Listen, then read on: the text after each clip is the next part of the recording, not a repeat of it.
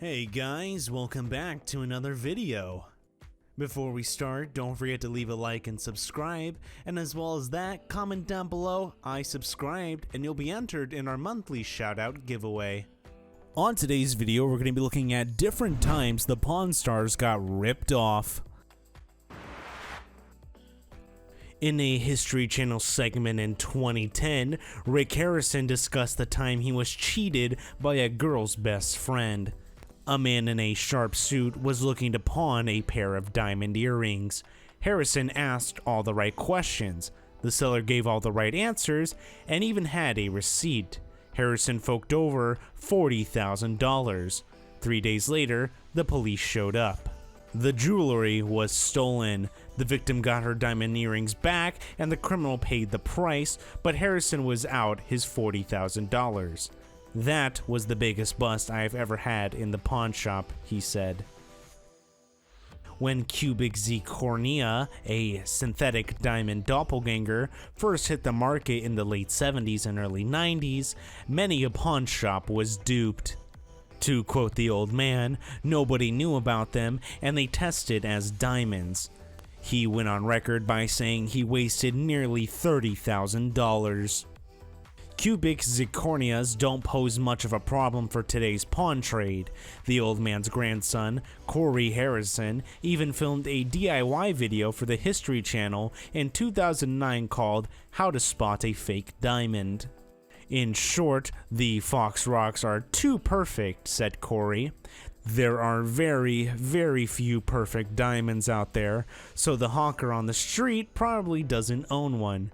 To be sure, he recommends examining gems under a magnifying glass or asking a reputable jeweler to take a closer look.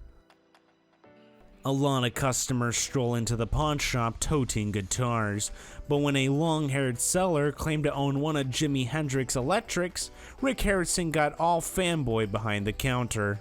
To quote Rick, if this was actually owned and played by the legend himself, this will be the coolest guitar ever to walk into my shop. Harrison brought in a local expert, Jesse Amorso of Cowtown Guitars, to examine the item. Amorso confirmed the '63 Olympic white Fender Star Coaster was in fact played by Hendrix. It had the telltale scuff marks of the rough lifting left-hander, as well as historic photos, documents, and a serial number. Amorso estimated it was worth $1 million at an auction.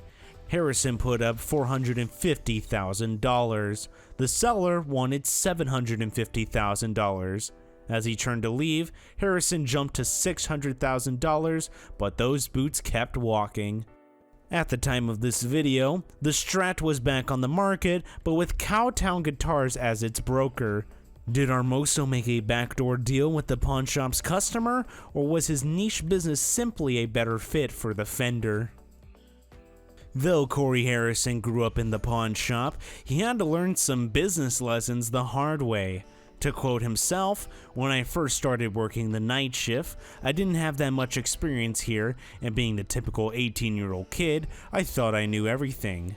It must have gotten around town pretty quick because I bought 6 fake Rolexes in 1 week. His foolish ways cost him $4,000 and really ticked off his family." Viewers have learned there are thousands of tricks sellers use on fake timepieces. Corey's dad, Rick Harrison, shared some time-tested tips in a 2009 segment, but his bottom line was this: if you're going to buy a Rolex off of somebody, don't buy it off the internet, don't buy it off Craigslist, come to a guy like me if you want a used one, or go buy a new one. Don't buy it off the street.